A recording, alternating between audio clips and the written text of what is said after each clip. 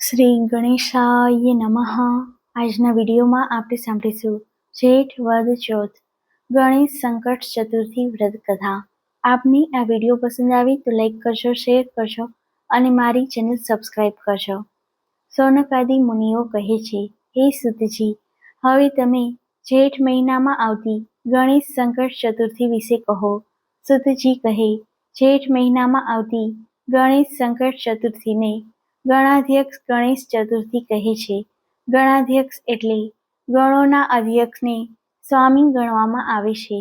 ગણેશજીને ભગવાન શિવે ગણોના સ્વામી તરીકે પ્રતિષ્ઠિત કર્યા હતા. હવે હું જેઠ મહિનામાં આવતી ગણેશ સંકટ ચતુર્થીની કથા કહી સંભળાવું છું, તે સાંભળો. સતયુગની આ વાત છે. પૃથુ નામનો રાજા પોતાનું રાજ્ય ધર્મ અનુસાર કરી રહ્યો હતો. તેના રાજ્યમાં દયાદેવ નામનો એક બ્રાહ્મણ રહેતો હતો. તેને વેદ પારંગત 4 પુત્રો હતા. તેમના લગ્ન શાસ્ત્રોક્ત વિધિથી કરવામાં આવ્યા હતા. બધા સુખ ચેનથી રહેતા હતા.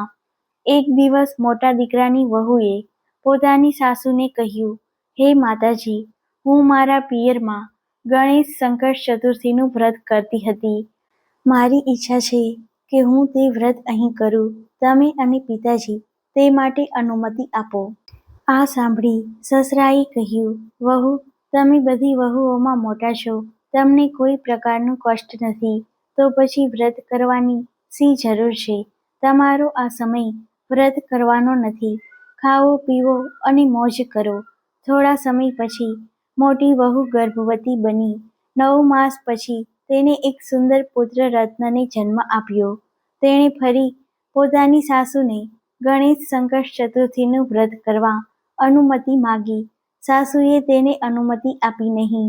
આમ વારંવાર કહેવા છતાં વ્રત ન કરવા દેતા ગણેશજી કોપાયમાન થયા અને મોટી વહુના પુત્રને ગણેશજીએ અદ્રશ્ય કરી દીધો. ઘણી શોધાશોધ કરી પણ બાળકનો પતો લાગ્યો નહીં. ઘરના બધા દુઃખમાં ગરકાવ થઈ ગયા.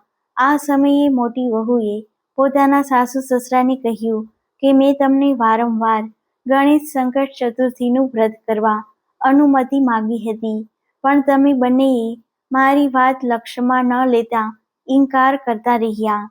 આથી કરીને ગણેશજી કોપિત થઈને મારા પુત્રને ગાયબ કરી દીધો છે. હવે તમે મને સંકટ ચતુર્થીનું વ્રત કરવા અનુમતિ આપો તો હું વ્રત કરું, જેથી મારો પુત્ર જે ગાયબ થયો છે તેને હું પાછો પ્રાપ્ત કરી શકું. દુઃખમાં ડૂબેલ સાસુ સસરાએ પોતાની પુત્રવધૂને ગણેશજીનું વ્રત કરવા મંજૂરી આપી. આથી દર માસે વદ પક્ષમાં આવતી સંકટનાશક ગણેશ ચતુર્થીનું વ્રત મોટી વહુ કરવા લાગી.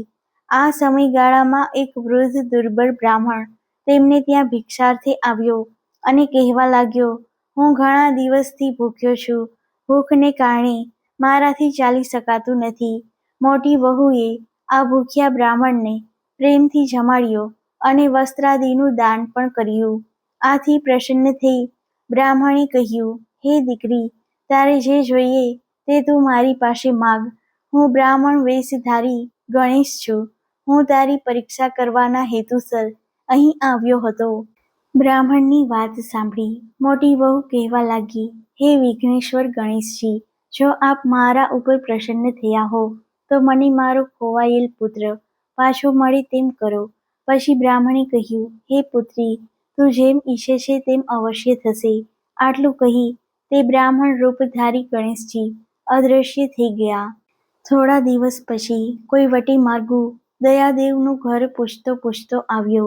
તેની સાથે એક બાળક પણ હતો. વટી માર્ગુએ દયાદેવને આ બાળક વિશે પૂછા કરી. દયાદેવ પોતાના પુત્રને ઓળખી ગયો અને છાતી સરસો ચાપી દીધો. પોતે ગદગદિત થઈ ગયો. તેણે ઘરના બધાને એકદમ ભેગા કરી પુત્ર મળ્યાની જાણ કરી. ઘરના બધા આનંદિત થઈ સંકટનાશક ગણેશજીને નતમસ્તકે મનોમન પ્રણામ કર્યા. ત્યાર પછી ઘર કુટુંબની દરેક વ્યક્તિ દર માસે સંકટનાશક ગણેશ ચતુર્થીનું વ્રત કરવા લાગી. આ બાબતની જાણ આડોશ પાડોશમાં થતા તેઓ ગણેશ ચતુર્થીનું વ્રત કરવા લાગ્યા.